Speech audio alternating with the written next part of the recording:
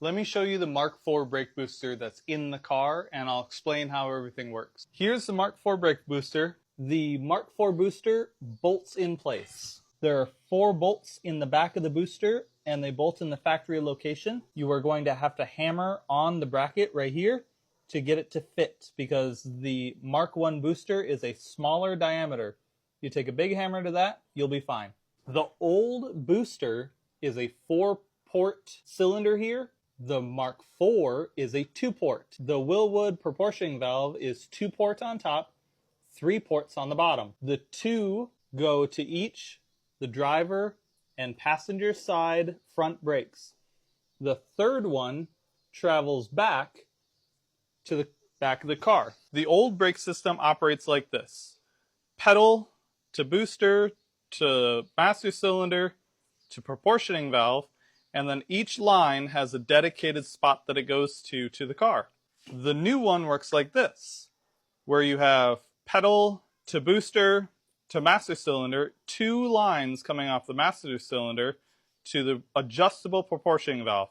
You've got 3 lines that come out of that, 1 to each side. It comes back to a T and then to each side. This is how a lot of cars are plumbed. This is fairly antiquated, and most cars are not done this way anymore. Here is the anodized fitting that I used in the back of the car for splitting the rear brakes. This comes from the front, and then this goes to each side.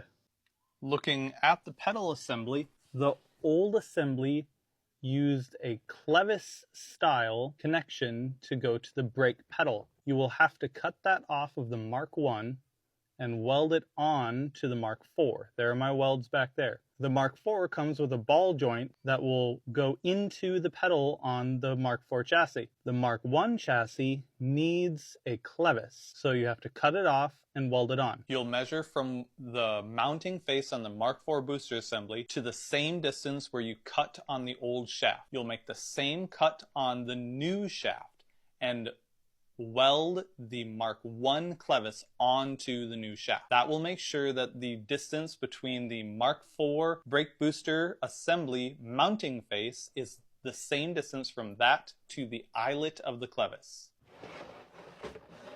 I highly suggest buying a brake flaring kit for this job. If you feel comfortable with flaring your own brakes, this will be a great help to get the job done. It's made by Vevor, and this is an invaluable tool for doing the swap. And that's how to put a Mark IV booster assembly and Wilwood proportioning valve in your Mark I chassis. It's surprisingly simple, takes a bit of work, but with the right tools and the right knowledge, anybody could accomplish this job.